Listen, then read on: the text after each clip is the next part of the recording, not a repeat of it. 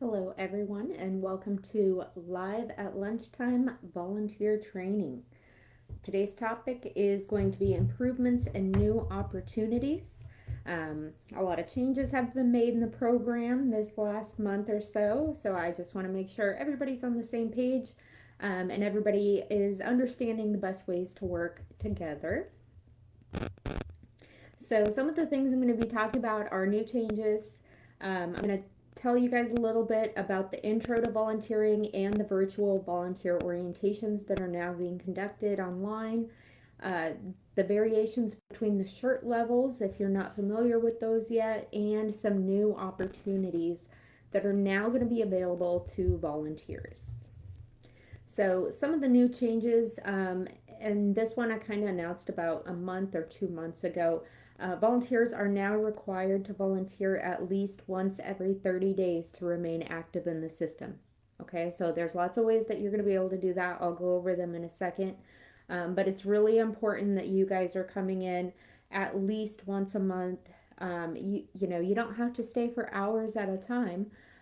Just make sure you get in there, help out with anything that has interest to you, so that you can stay active in the system and not have to go through orientation multiple times. Also, my new office hours are Sunday through Thursday from 8 a.m. to 4 p.m. These are not the shelter hours, these are my personal office hours. So you guys can reach out to me anytime, Sunday through Thursday between 8 and 4, and I always get back to you guys really quickly, whether it's email. If you guys call the shelter number and put in my extension, sometimes it comes through and sometimes it doesn't. I'm not really sure if that's a technical issue or if it's my phone just blocking something. But you guys can definitely always reach me by email, and I do respond fairly quickly. And then the big thing of June is we are going virtual with orientations. Um, I'll talk more about that later. But I will say that since June 6th, when I officially launched online orientations, we have had 74 volunteers attend and complete orientation, and start coming into the shelter. Just yesterday, June 17th, we had 30 volunteers, 30 individual volunteers in the shelter helping out. And the staff seemed to be pretty excited about that, all the ways that they were able to help within the shelter. So far, so good, and hopefully, we can keep going forward with this. So, as far as getting your hour or staying active in the system by volunteering at least once a month, there's going to be a few ways you can do that. It doesn't have to just be coming into the shelter. Obviously, you're more than welcome to. We always need lots of help. But some additional ways that you guys can make sure you stay active is volunteering at offsite events, if that's something you're interested in, or you can help out at Pet Supplies Plus. If you choose to volunteer over at Pet Supplies Plus, if you look at the weekly update email that I send out at the beginning of each week, you will see the link to sign up to help out over there. So if this is something that's nearby your home, this is a great opportunity for you. It doesn't take very long. It just consists of touching up the kitty's kennel, feeding, watering, giving them some socialization and things like that. And these are cats that um, are belonging to HSMBA but are being housed at Pet Supply Plus just so they can get some more, interest from the community and be seen by a greater number of people. If you sign up to help out at Pet Supplies Plus and you're new, you haven't been there before, our lead offsite volunteer Ben will reach out to you, and he will meet you there the first time. He'll show you where everything's at, what you need to do. It's a pretty quick process, so it's nothing that's gonna take hours to do. But you can definitely have that opportunity if it's something you're interested in.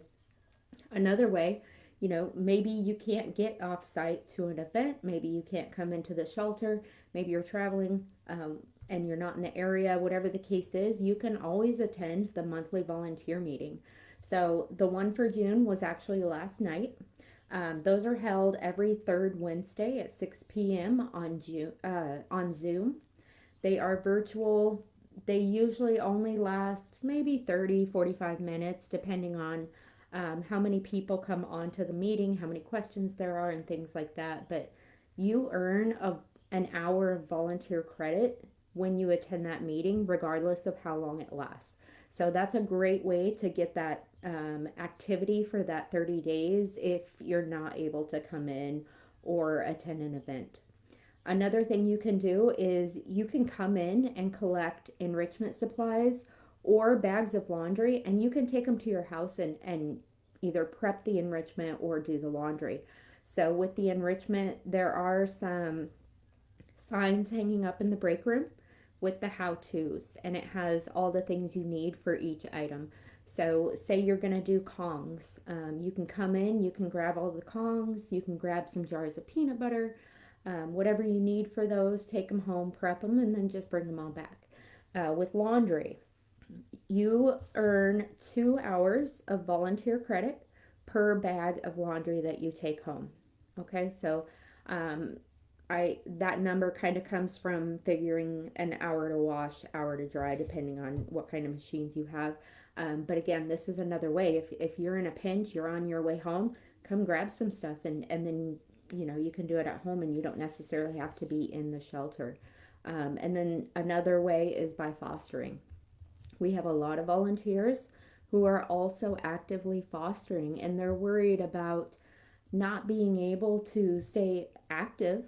Well, yeah, you guys are busy, plus you're fostering pets for us. If you are caring for pets that are from our facility, you earn that credit. So now the fostering hours are by request only, so you just have to let me know. Just email me upon completion of the foster. So once you return it or it gets adopted out of your home, let me know the pet's name. I will calculate the hours for you and log it to your file, and that keeps you active as well. So we have a lot of different options for you. If you're interested in any of these, please reach out if you have questions. But there's several ways that you can kind of stay active in this system without actually having to be in the shelter if you're not able to make it in. And one more thing I want to add on to this is that we do have several volunteers that maybe live in two different places. Maybe they're in Texas for the winter and somewhere up north in the summer. Just let me know, and I can put a note on your file to keep you active. Okay, things like that. Or you just had a surgery or something else going on. Like, life happens, and I totally get that, and I don't want to punish you for living life. So definitely just let me know if there's something that's going to be preventing you. I'll put a note on your file. You're good to go. Okay. I'm not extremely strict, but it is what we need to do to make sure we have plenty of people coming in and helping us with our primary needs. So, with our virtual onboarding, we're now having an intro to volunteering that is being sent to everybody that submits an application that is approved for the volunteer program. This intro to volunteering is going to allow the pending volunteers to understand what to expect when they're volunteering with us. It kind of surprises me how many people are shocked that when they enter the shelter, it smells like dog poop. We have a lot of animals all the time. There's going to be some smells involved. It doesn't matter how clean that shelter is. When you have 300 animals, you can guess that at any given time, somebody's going to the bathroom. So this just kind of helps them understand some of the things to expect when they're coming in. And it's also going to make sure that, if they're not going to be interested in going forward with volunteering, they're not wasting their time going through orientation.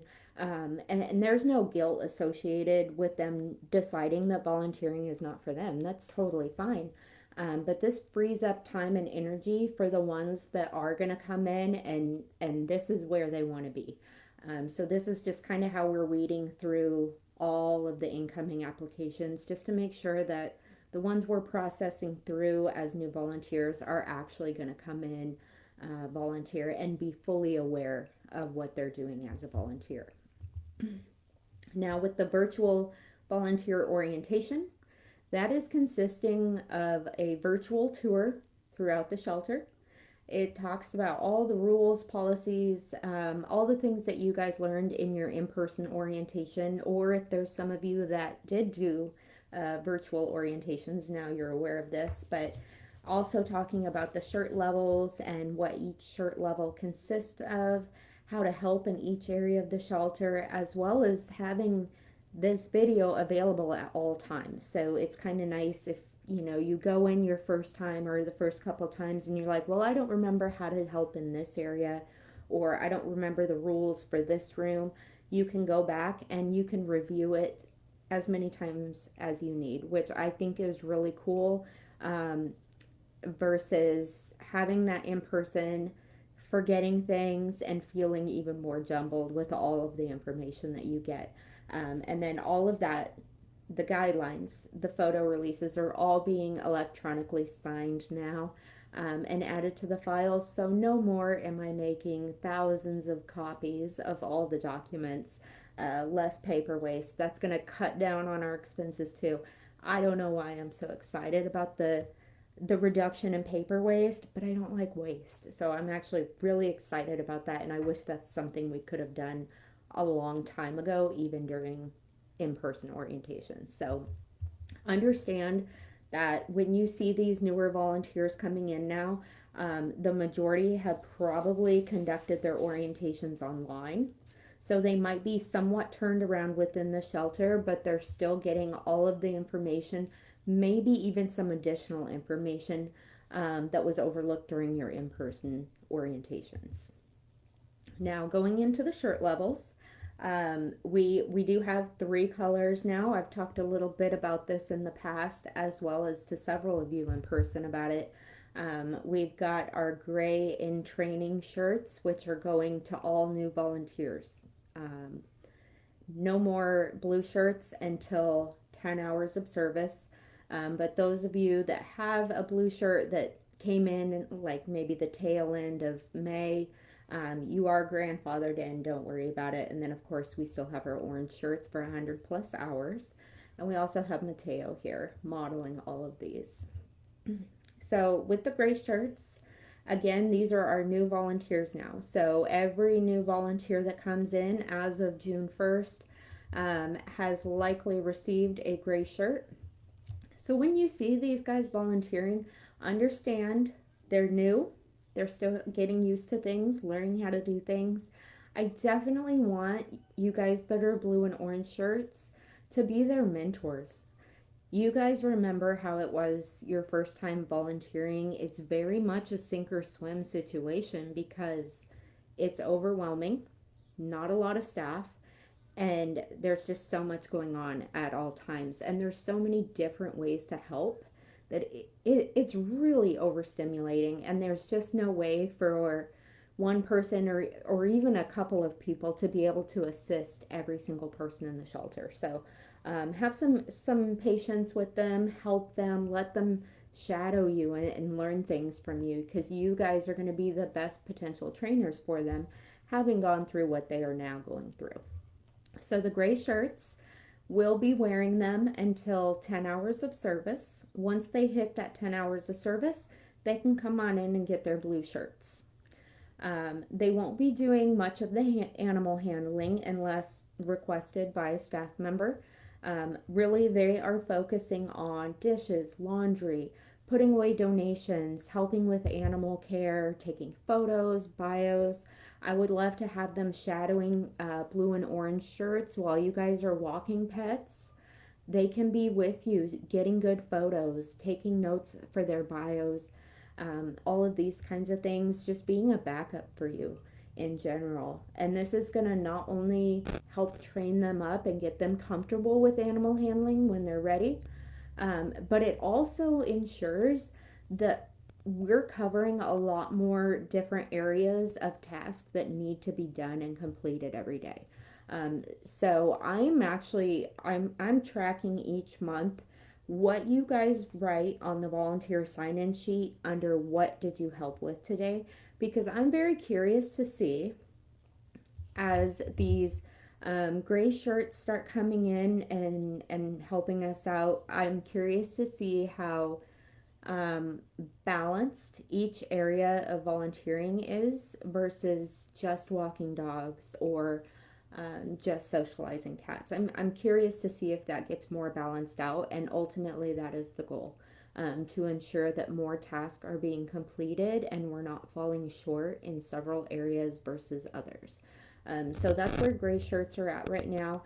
Now, once they hit that 10 hours and they're given an email to come on in and get their blue shirt, they're also given a couple different videos to watch. One is going to be on animal behavior, and one is going to be on animal handling, just so they're able to get a good read on the pets, you know, if they're more stressed out or maybe a little anxious, and then also properly handling them so they're as safe as possible when taking them out. Now, our blue shirts, this is the majority of our volunteers, really, because we've had these for so long, since forever. But you guys, most of you, except for, again, those grandfathered in ones from May, will have 10 hours of service. You guys are fine to handle the animals. Obviously, we know it's 16 and up only for removing pets from their kennels. You guys can also shadow these orange shirts because, again, these orange shirts have had at least 100 hours of service. A lot of these orange shirts are hundreds or even 1,000 hours of service. Okay, so these guys are great to look to. If you have any questions about animal behavior, animal handling, um, any kind of policies on how to interact with guests coming in, animal care, all of these things, the orange shirts have likely done it a million times.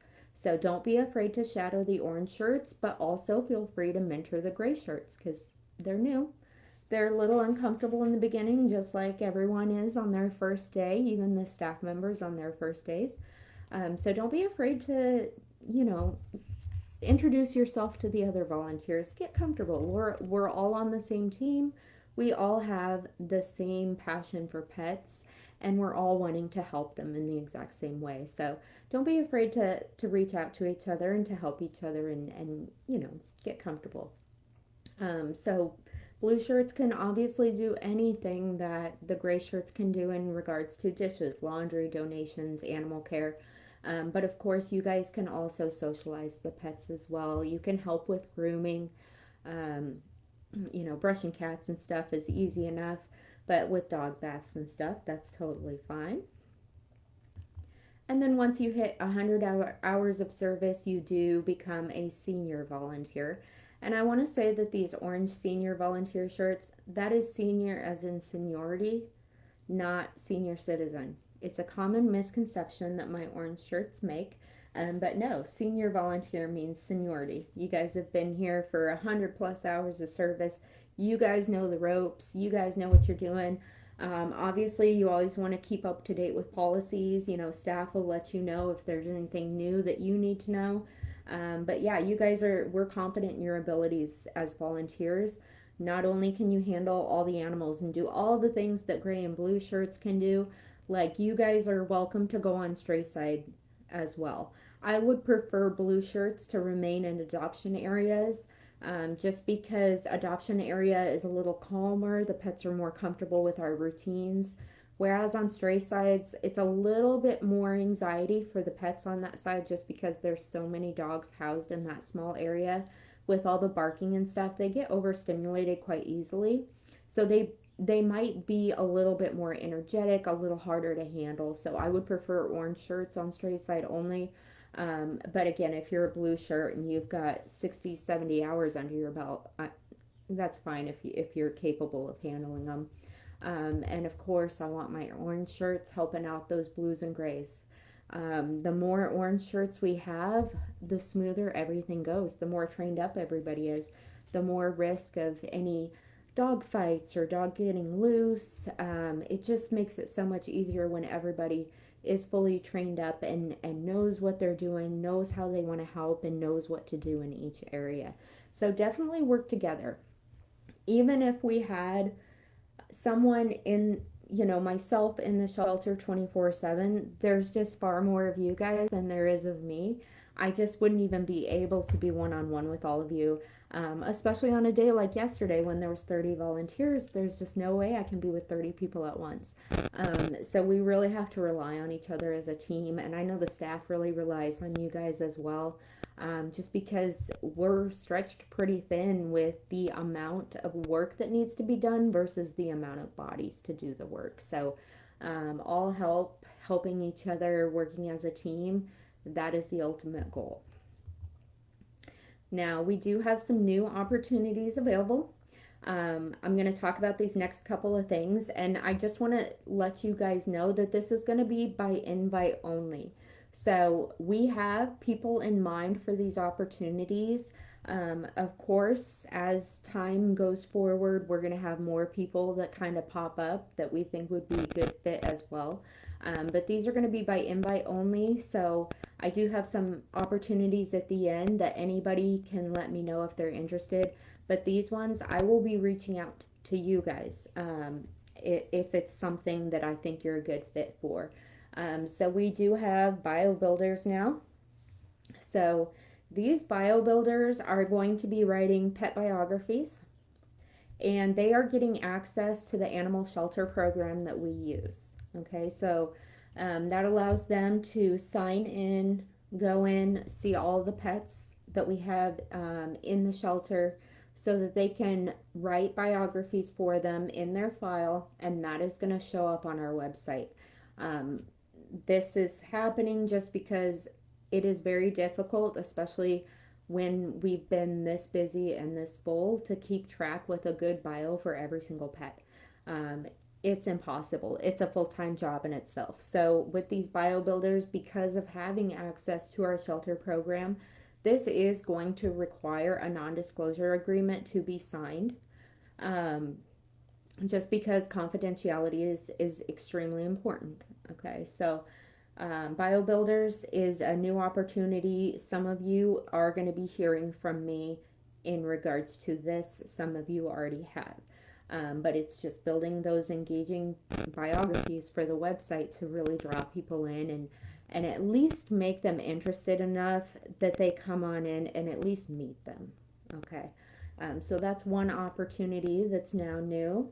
Another one is media volunteers. So again, the ones that are going to be helping create the guest-friendly kennel cards, they are going to have access to the shelter program as well, so that they can go in, they can get photos and those biography notes and put them onto the Canva template that they'll have access to. This too will require a non-disclosure agreement, just because they are in the files and there is sensitive information in regards to previous owners, things like that. So that is another new opportunity that has been developed, and some people have received that information already. And I do want to say that with the media volunteer for kennel cards as well as bio builders, I will have a one-on-one Zoom meeting with you guys, and I go over how to use our animal shelter program, where to put information, how to collect information, all of that stuff. So don't worry about that. And then also for TikTok, our primary TikTok account is lacking. We're usually busy on Facebook, and then after that Instagram, so TikTok kind of falls by the wayside. So creating and posting videos, and most importantly, not engaging within the comments. Animal welfare, there's a lot of passion behind it, and a lot of people, especially uneducated people in this industry, have a lot of negative things to say, even though they don't know the full story behind things or how things are ran.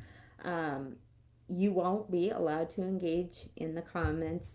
We will let staff members deal with that.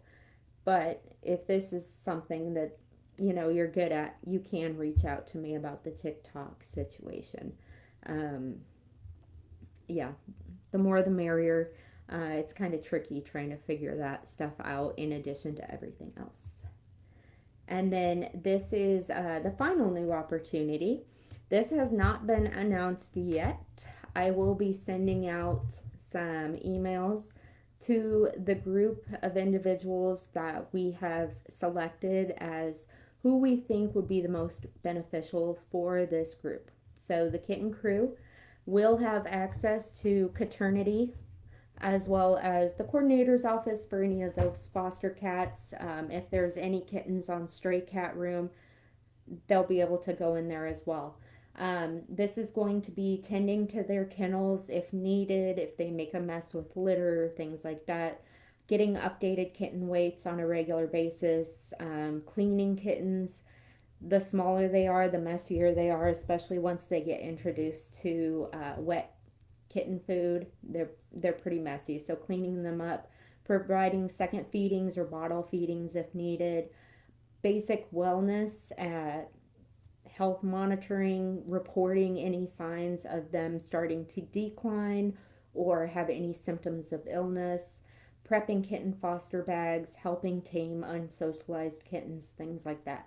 So this is going to definitely have a lot more requirements than some of the other opportunities just because these little kittens, these neonates are so fragile.